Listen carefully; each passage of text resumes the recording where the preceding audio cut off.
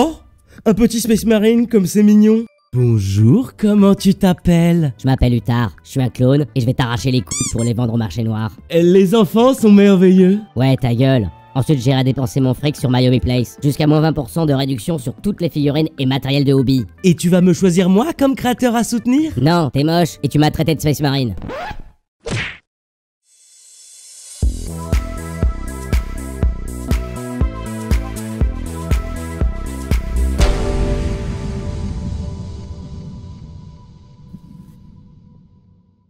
Ah, les Votan. J'aime bien ces nains de l'espace avec un style un peu Space Marine, un peu cosmonaute. Et donc aujourd'hui, on va voir comment peindre simplement des Transhyperion Votan. Le orange, c'est super cool. Games Workshop aurait dû choisir cette couleur pour représenter les Votan. Je trouve que c'est le meilleur schéma. Allez, on regarde ça tout de suite. Bon, c'est très important de commencer par une sous-couche blanche. Le Troll Slayer orange est très difficile à déposer. Donc on va vraiment beaucoup diluer cette peinture et ne pas hésiter à faire le plus de couches possible. Donc pour l'instant, je vais faire ma première couche et ce n'est pas grave si ça laisse des traces. Comme la peinture est très liquide, au final, elle sera très lisse une fois sèche. Et oui, c'est un conseil très important à retenir. Si vous avez une peinture difficile à déposer, qui laisse de grosses traces de pinceau, diluez-la un maximum. Mieux vaut déposer 3 couches très fines que une grosse couche pâteuse qui laissera des traces et des reliefs sur vos aplats. En tout cas, j'ai terminé et vous voyez qu'avec 3 couches, j'ai une surface très lisse et très propre. Maintenant, je vais prendre de l'Ushabti Bones et je vais m'en servir pour faire quelques arêtes. Et oui, pour une fois, je ne fais pas directement des battles dommages. Mais vous en faites pas, ça viendra. Ensuite, je fais une bande beige sur l'épaulière, comme sur le schéma des Transhyperion. Exactement comme pour le Troll Slayer, je multiplie les couches très fines, quitte à laisser des traces au début, puis ensuite obtenir une surface bien propre. Et ça y est, on part sur les battles dommages. Je reprends du Troll Slayer et je fais quelques rayures sur ma ligne beige afin de donner un peu de vie à cet élément de la figurine. Avec du Skeleton Horde contraste, je vais faire un lavis. Et oui, comme je l'ai dit dans ma vidéo sur les Custodes, le contraste, c'est un lavis. Donc je vais m'en servir en le diluant un peu, très légèrement, pour créer des ombrages un peu ternes qui vont adoucir le orange pétant du Troll Slayer. Enfin, avec du Mournfang Brown, je vais faire quelques battles dommages discrets sur la figurine.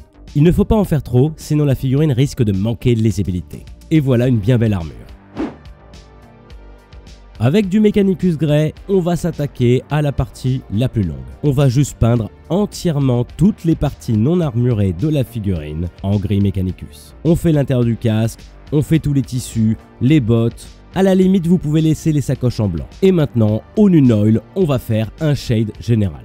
Encore une fois, je le redis comme sur ma vidéo des Black Templars, si vous voulez faire du noir, faites du gris. Commencez par déposer un Mechanicus et faites un shade. Il n'y a que comme ça que vous pourrez faire un noir rapide avec des ombres. Et pensez aussi à bien charger votre pinceau de la vie. Au passage, pendant que ça sèche, vous pouvez reprendre un peu de Skeleton Horde et améliorer vos ombres sur l'armure. Je vous propose ça comme ça, si vous avez envie de donner plus de relief à votre figurine. Ça a été mon cas. Du Stormhost Silver sera un très bon métal.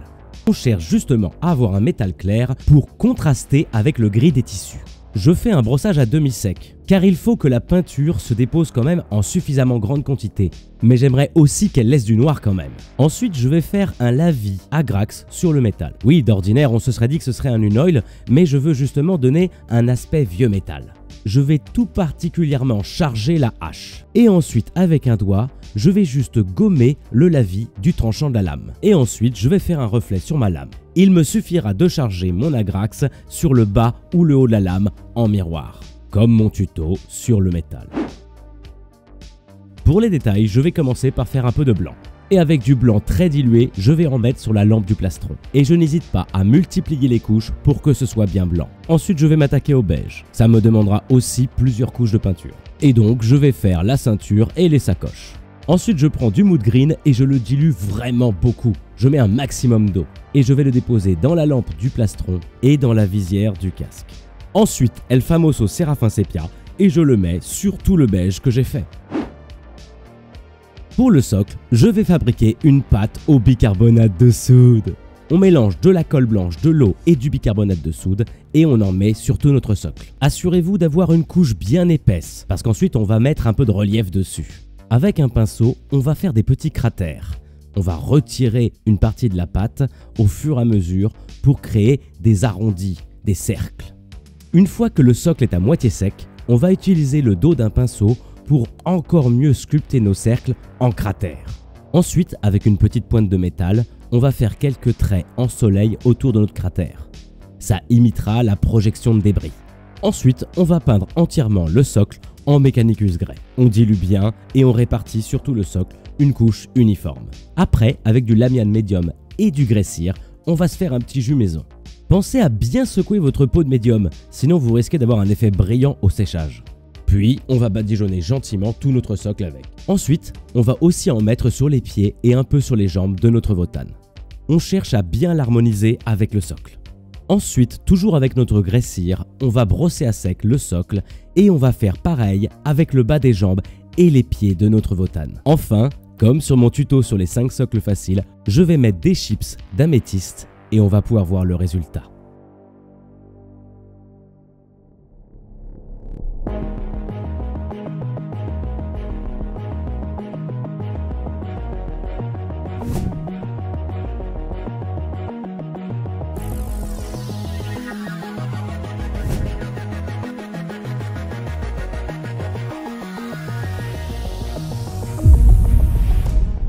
Le rendu est vraiment cool et j'ai réussi à vous montrer comment faire un orange bien lisse. C'est une peinture qui est extrêmement difficile à utiliser, un petit peu comme le Flash Git Cielo. Et là, la question qu'on pourrait se poser, c'est que quand on va peindre des véhicules, ça va être très long et très dur. Donc je vous demande, est-ce que ça vous intéresserait un tuto sur comment peindre un véhicule avec une peinture chiante? Dites-le moi en commentaire de la vidéo. J'espère que cet épisode vous aura plu. N'hésitez pas à utiliser mon lien My Hobby Place en description. Bye bye spatial tout le monde.